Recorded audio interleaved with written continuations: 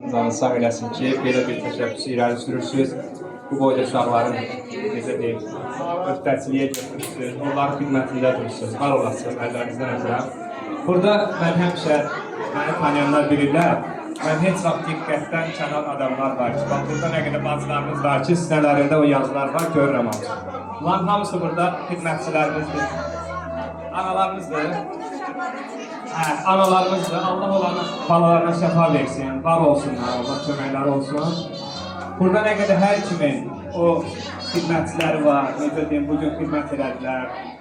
İnsan var ki, həqiqətən saxlamaq olmaz. Onların əziyyəti bəlkə bizlərdən də çoxdur.